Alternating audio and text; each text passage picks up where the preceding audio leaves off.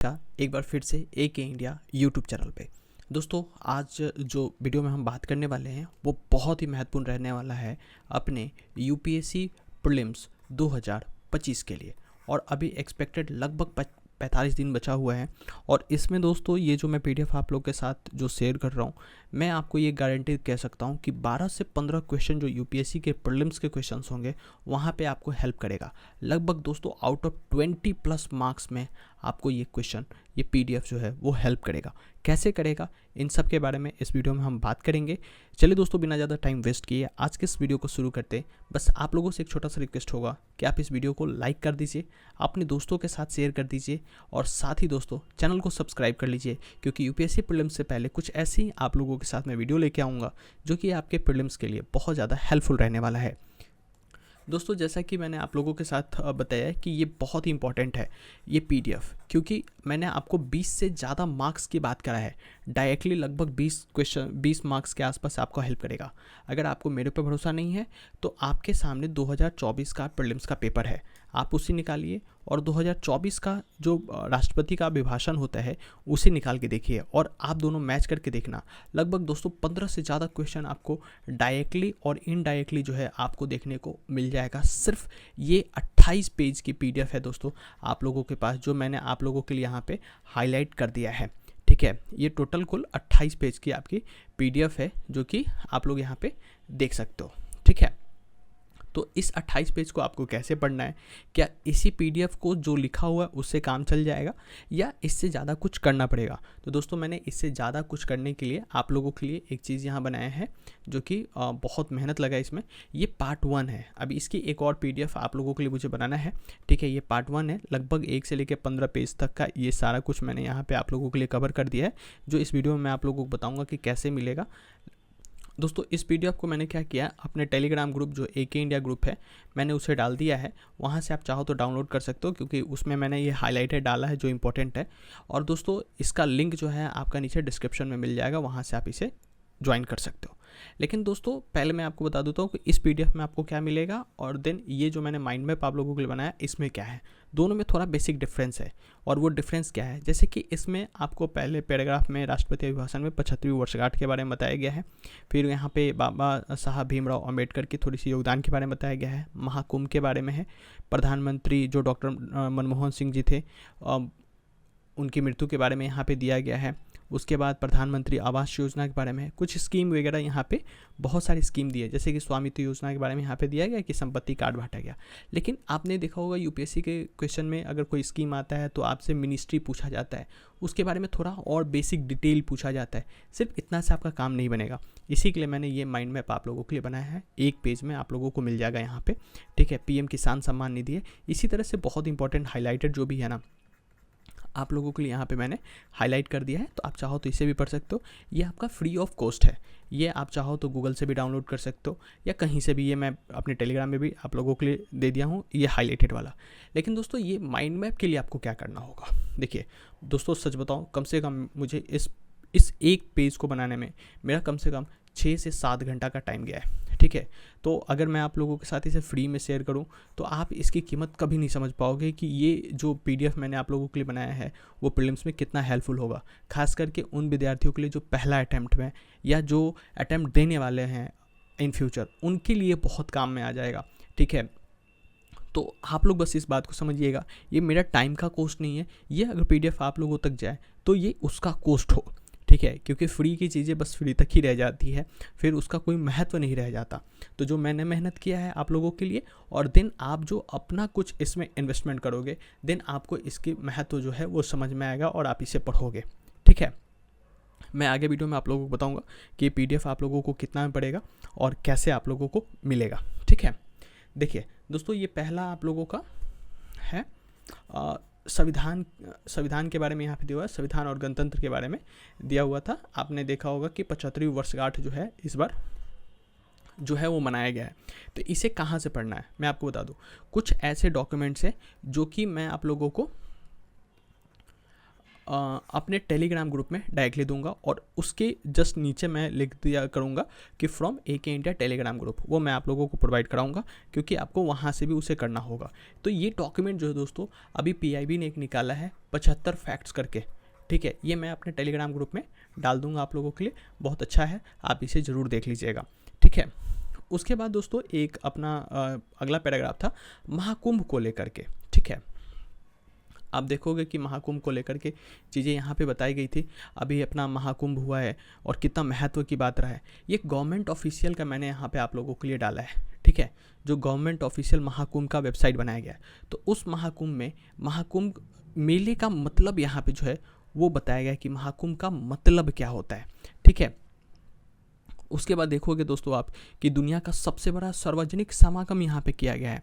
उसके बाद दोस्तों आप देखोगे कि यहाँ पे एक और इन्फॉर्मेशन दिया है, मुख्य रूप से यहाँ तपस्वी, संत, साधु, ये लोग यहाँ पे आए थे। नागा बाबा आपने बहुत सारे वीडियो से देखा होगा, कोई चिमटा मार के भगा रहा है, कोई कुछ कर रहा है, लेकिन एक सबसे अच्छा इन्फॉर्मेशन यहाँ पे दिया हुआ है, 4 इन्फॉर्मेशन है।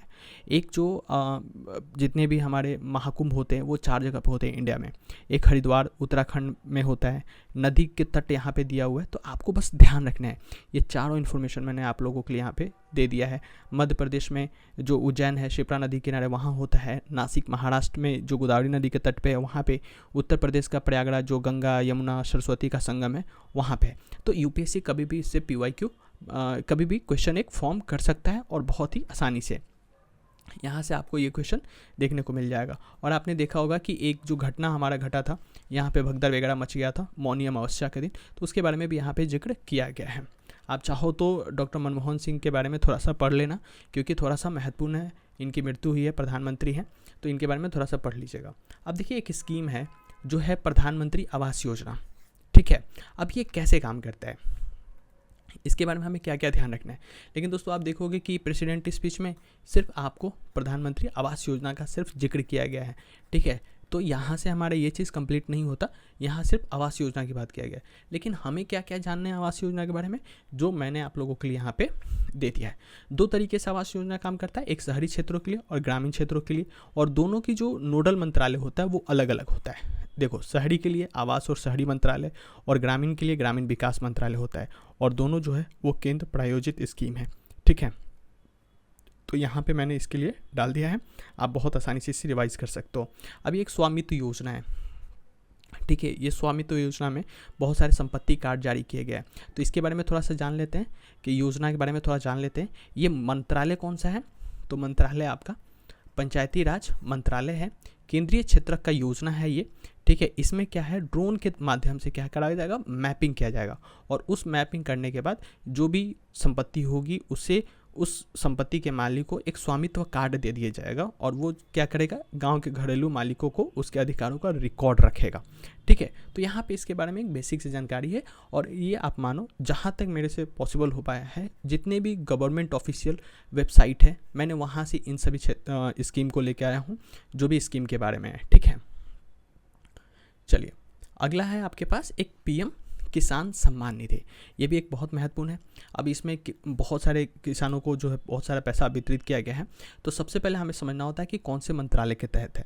तो किसान सम्मान निधि है, यानी कि कृषि व किसान कल्याण मंत्रालय से संबंधित है। ये केंद्रीय क्षेत्र का योजना है, क्योंकि UPSC कभी कभी केंद्रीय क्षेत्र, केंद्र प्रायोजित वगैरह करके ऐसा सवाल पूछता है, और यह 100% वित्त पोषण है, कहाँ से, भारत सरकार से। इसमें क्या होता है, 3 किस्तें दिए जाती हैं 2-2 हज़ार रुपये का, और वो 6,000 रुपये टोटल दिया जाता है। अब इसमें क्या है, इस योजना के लिए परिवार की परिभाषा पत्नी, पति और नाबालिग बच्चे जो हैं वो तीनों आते हैं, ठीक है। एक इसमें क्या है, बहिष्करण का श्रेणी भी इसमें दिया गया है। ये बेसिक इन्फॉर्मेशन है जो PM किसान सम्मान निधि के बारे में पता होना चाहिए। उसके बाद दोस्तों एक बहुत अच्छा स्कीम आया है, धरती आबा जनजातीय ग्राम उत्कर्ष अभियान, ठीक है। अब इसमें ये जनजातीय समुदायों के लिए आया है। अब इसके बारे में समझना है कि मंत्रालय हमारे पास कौन सा है, तो जनजातीय मंत्रालय जो है इसमें आता है, ठीक है। ओके, इसका उद्देश्य क्या है, जनजातीय गांवों में समग्र विकास करने के लिए ये धरती आबा जनजातीय ग्राम उत्कर्ष अभियान को शुरू किया गया है, और ये लगभग आदिवासी लोगों को आदिवासी लोगों को लाभ पहुंचाने के लिए, क्योंकि समग्र विकास करना है तो आपका शिक्षा में, स्वास्थ्य में और संरचना में, इन सब चीज़ों के लिए यहाँ पे किया गया है। तो विभिन्न मंत्रालयों का इसमें क्या किया गया, आपस में समन्वय जो है वो किया गया, जिससे कि क्या हो जाएगा, सामाजिक बुनियादी ढांचा, स्वास्थ्य, शिक्षा, आजीविका वगैरह के लिए जो है यहाँ पे जो है वो काम किया जाएगा। इसी में एक स्कीम आता है PM जनमन, तो आप इसे भी ध्यान रख सकते हो। ये भी गवर्नमेंट ऑफिशियल के वेबसाइट से ही ये जानकारी सारा इकट्ठा करके आप लोगों के लिए मैं यहाँ पे लेके आया हूँ। ठीक है, उसके बाद दोस्तों एक आपका स्कीम की बात किया गया है, PM विद्या लक्ष्मी योजना। ठीक है, अब देखो दोस्तों, ये सब स्कीम जो है आपका यहाँ पे दिया हुआ है, जैसे किसान सम्मान निधि हो गया, धरती आबा जनजातीय वाला उत्कर्ष वाला हो गया, आयुष्मान भारत योजना आगे आपको आ जाएगा, मुद्रा ऋण भी आपको आगे उसमें दिखा दे दिया जाएगा। PM विद्या लक्ष्मी योजना यहाँ पे दिया हुआ है ना, देखो यहाँ पे मैंने आप लोगों के लिए यहाँ पे इस तरीके से कवर करा है। ये PIB के इन्फॉर्मेशन है।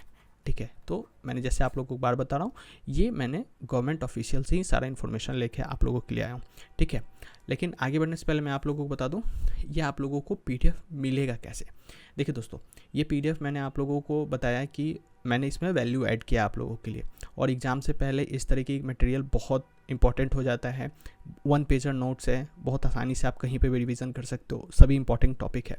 तो ये PDF 2 पेज आपको मिलेंगे, एक पेज ये है, दूसरा पार्ट मैं आगे आप लोगों को अपडेट कर दूंगा। तो वो दोनों PDF आप लोगों को टोटल 49 रुपीज़ में मिल जाएगा। बहुत बेसिक प्राइस मैंने रखा है, बहुत बेसिक प्राइस। एक आपको क्या करना है, टेलीग्राम ग्रुप का लिंक मैंने जो दे दिया है नीचे, AK इंडिया टेलीग्राम ग्रुप है, उसमें आपको ज्वाइन हो जाना है और आप लोगों को बताना है, सिर्फ मैसेज करना है, क्योंकि और भी बहुत सारी चीज़ें वहाँ पे चल रही हैं। तो आप लोगों को क्या करना है, प्रेसिडेंट स्पीच करके आपको लिखना है कि नीड प्रेसिडेंट स्पीच PDF। बस आपको सिंपली ये मैसेज कर देना वहाँ पे, और जैसे ही आप मैसेज करोगे, आप हमारी जो टीम है आपसे कांटेक्ट कर लेगी और आपको वो प्रोवाइड करा दिया जाएगा। इसके लिए आपको क्या करना होगा, एक आपको QR कोड दिया जाएगा, जो पे आप 49 रुपये पे करोगे और ये PDF आप लोगों को दे दिया जाएगा। बशर्ते आप लोगों को ध्यान ये देना है कि आपको इसे रिवाइज करते रहना, पढ़ते रहना है, क्योंकि ये पैसा दे देने से आपका ये नॉलेज आपके पास नहीं चला जाएगा।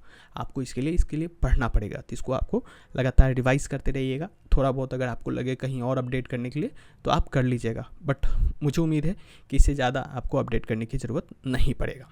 ठीक है, अब देखिए दोस्तों, यहाँ पे एक स्कीम है PM विद्या लक्ष्मी योजना। चलिए बात करते पढ़ाई पे ही। इसमें क्या है ना कि मेधावी छात्रों को उच्च शिक्षा के लिए जो है वित्तीय सहायता दिया जा रहा है। तो यहाँ पे जितने भी स्कीम है ना, मैंने यहाँ पे दे दिया, युवा शक्ति वगैरह के लिए यहाँ पे किया गया है। और इसमें क्या किया गया, स्टूडेंट लोगों को 8 लाख रुपया तक का यहाँ पे इनको लोन देने की बात किया गया, जहाँ पे सिर्फ 3% का इंटरेस्ट लगेगा। और इसमें दोस्तों लोन जो है लगभग 7.5 लाख रुपया से लेकर के इसमें 75% क्रेडिट गारंटी यहाँ पे दिया जा रहा है। ये सबसे महत्वपूर्ण बात है। और तीसरा जो है, ये NEP जो NEP 2020 है, इसको प्रोत्साहित करने के लिए इस स्कीम को जो है वो लाया गया है। ठीक है, अब इसी में युवा और शिक्षा वाले में एक त्रिभुवन सहकारी यूनिवर्सिटी को लेकर के एक बिल पास किया गया है। अब देखो यहाँ मैंने लिख दिया ना आपको, फ्रॉम AK इंडिया टेलीग्राम, आपको यहाँ क्लिक करोगे PDF में, तो आप यहाँ से जो है सीधा हमारे टेलीग्राम ग्रुप में यहाँ से चले जाओगे। ठीक है, तो ये कुछ इस तरीके से आपको यहाँ पे लिंक मैंने अटैच कर दिया, आप यहाँ से चले जाओगे सीधा। और वहाँ पे मैंने क्या किया है, PRS का जो ऑफिशियल डॉक्यूमेंट आता है, फॉलो करते हैं सब लोग, UPSC एस्पिरेंट इसको फॉलो करते हैं। तो PRS पे जो इसके रिगार्डिंग जो PDF है, मैंने वहाँ पे हाईलाइटेड आप लोगों के लिए डाल दिया है। जैसे आप टेलीग्राम में जा कर के मैसेज करोगे कि मुझे भैया ये वाला चाहिए PDF, आप प्रोवाइड करा दो, मैं आपको प्रोवाइड कराता जाऊँगा, या आप चाहो तो खुद भी वहाँ से इस चीज़ को कर सकते हो। ठीक है, बाकी मैं खुद अपने तरफ से आप लोगों के लिए सारा चीज़ कर दूँगा, आप लोग टेंशन मत लेना। ठीक है, अब देखिए स्वास्थ्य के क्षेत्र में यहाँ पे कुछ आया है न्यूज़, प्रेसिडेंट स्पीच में स्वास्थ्य को लेकर के, आयुष्मान भारत को लेकर के।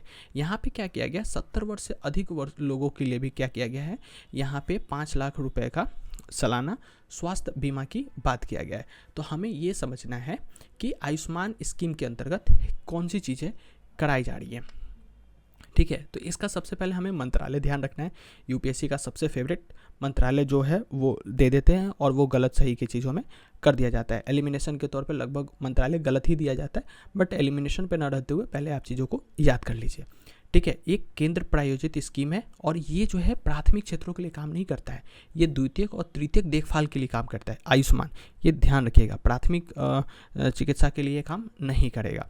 इसमें क्या है 5 लाख रुपए तक परिवार या वर्ष या कैशलेस जो है अस्पताल में ये चीज़ें आपका काम करता है। ठीक है, अब यही है थोड़ा इंपॉर्टेंट कि 70 वर्ष से अधिक लोगों के लिए भी आयुष्मान के लिए जो है ये बीमा जो योजना है वो थोड़ा सा एक्सपेंड किया गया है।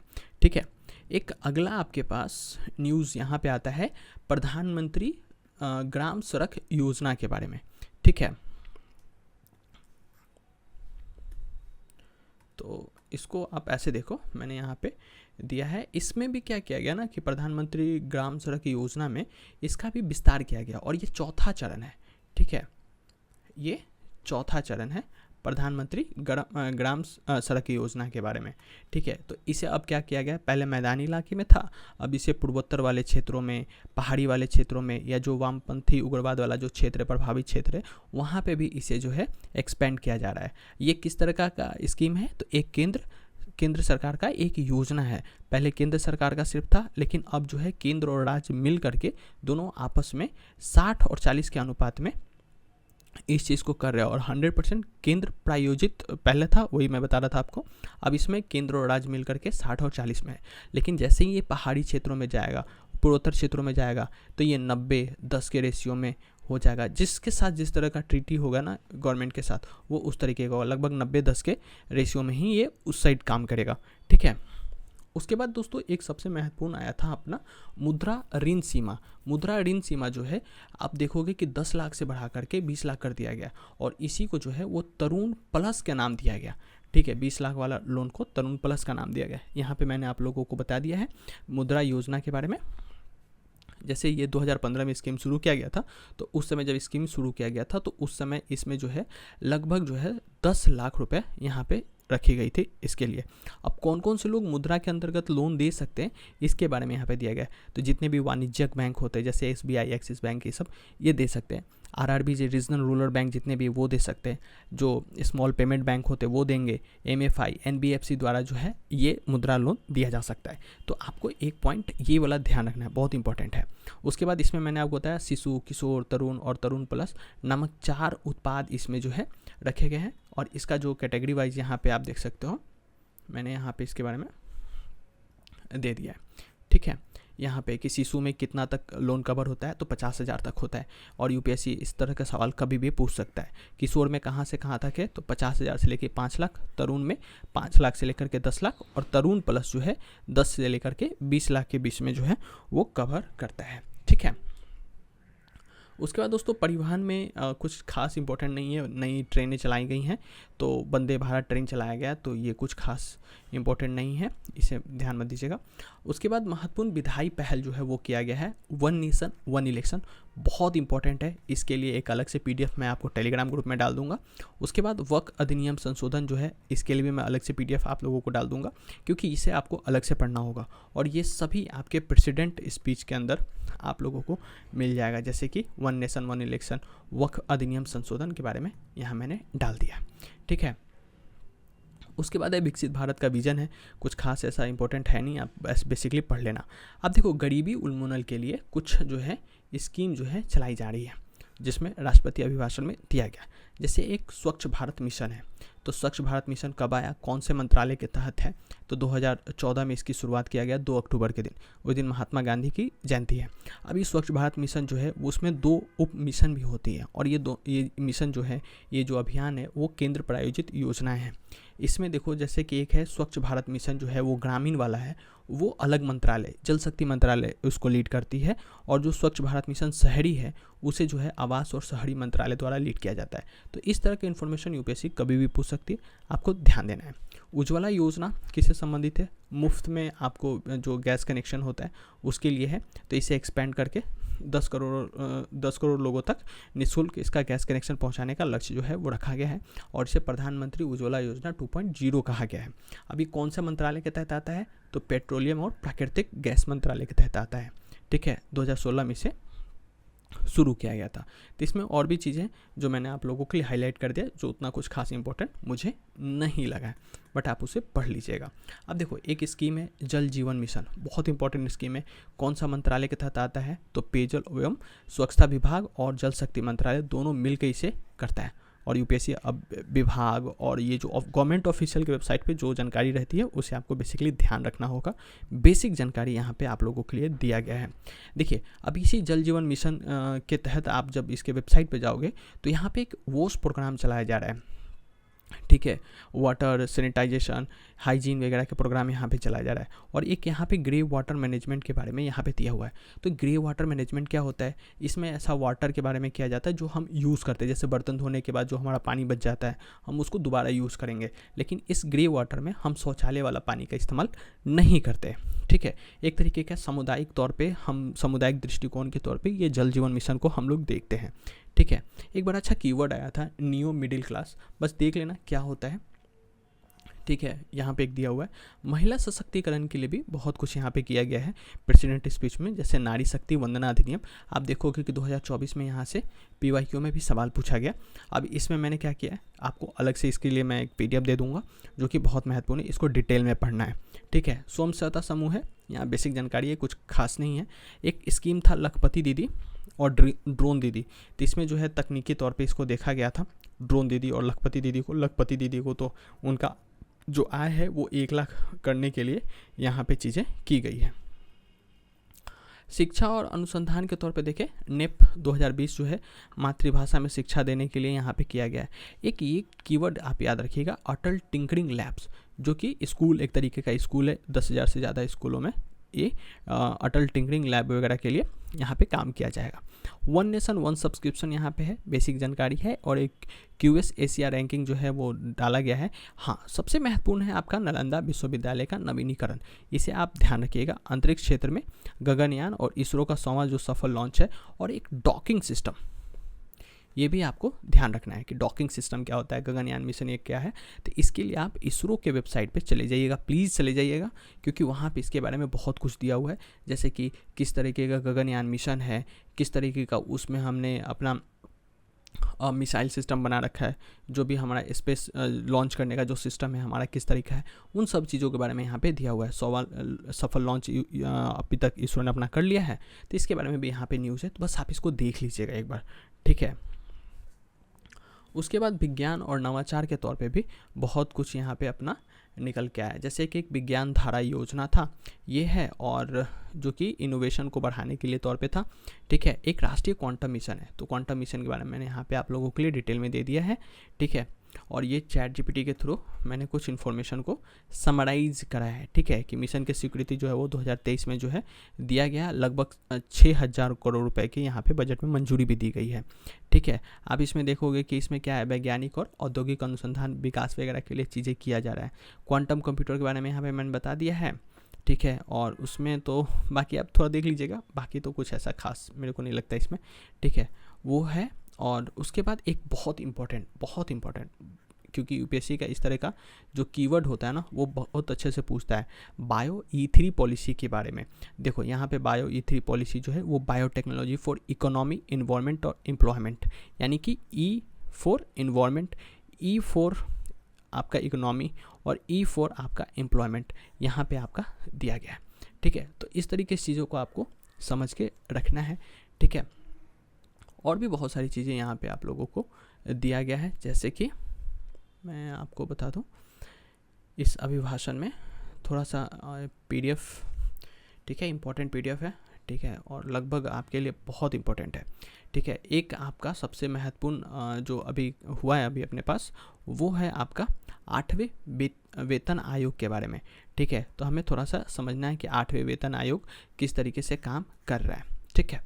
अब देखो, वेतन आयोग के बारे में सरकारी कर्मचारियों के वेतन और पेंशन में वृद्धि को लेकर के चीज़ें काम करेगा, ठीक है। 8वें वेतन आयोग में जो है 2025 में गठित करने की बात किया गया, लेकिन कब से कम काम करेगा, तो आप देखोगे कि ये आपका जो है 2026 से काम करेगा, और ये हर एक 10 साल में गठन होता है, यानी कि ये 2026 या 27 से काम करते हुए 2036 या 37 तक ये काम करेगा, ठीक है। इसमें कौन कौन से लोग आते हैं, तो इसमें लगभग केंद्रीय कर्मचारी और जो रक्षाकर्मी लोग जो है ना, उनको यहाँ पे चीज़ें रखी गई हैं। 10 साल में होता है, और वित्त मंत्रालय के अंतर्गत जो व्यय विभाग है, ये ध्यान रखिएगा कौन करता है, वित्त मंत्रालय के अंतर्गत व्यय विभाग, इससे जो है वेतन आयोग वगैरह के बारे में सारा कुछ करता है। और 7वें वित्त आयोग के बारे में यहाँ पे मैंने थोड़ा सा इन्फॉर्मेशन आप लोगों के लिए यहाँ साझा कर दिया है, ठीक है। उसके बाद दोस्तों एक पेंशन स्कीम है, यूनिफाइड पेंशन स्कीम, ठीक है। इसी में आप देखते हो old pension scheme, new pension scheme और उसके बाद यूनिफाइड पेंशन स्कीम। तो इसे आप एक बार ज़रूर देख लीजिएगा, बहुत इंपॉर्टेंट है। जैसे कि इसमें क्या किया गया यूनिफाइड पेंशन स्कीम में कि आपका जो सैलरी होगा ना, अंतिम 12 महीने का औसत सैलरी का 50% आपको पेंशन दिया जाएगा और कम से कम न्यूनतम पेंशन आपका 10,000 रुपये होगा, ठीक है। पारिवारिक पेंशन के तौर पे जीवन साथी को पेंशन के तौर पे 60% दिया जाएगा। जैसे कि किसी का हस्बैंड का डेथ हो जाता है तो उसकी वाइफ को 60% पेंशन मिल जाता है, जैसे हमारे दादी लोगों को मिलता था, दादाजी का डेथ हुआ देन दादी लोगों को पेंशन मिल रहा है, ठीक है। इसमें कौन कौन से लोग समाहित हो सकते हैं, पुराने पेंशन धारक जो भी हैं एनपीएस के तहत वो भी इसके लाभ के पात्र होंगे, ठीक है। यहाँ पे दिया हुआ है। फिर आवास और सुविधा के क्षेत्र में आप देखोगे कि रेरा जैसे कानून जो है उसके बारे में राष्ट्रपति जी ने बताया। फिर उड़ान योजना, तो उड़ान योजना क्या है इसके बारे में, जैसे कि उड़ान योजना में आप देखोगे कि क्षेत्रीय हवाई अड्डे का विकास करने के लिए काम किया जा रहा है। ये 2016 में लाया गया था और 10 वर्ष की अवधि के लिए इसे लाया गया।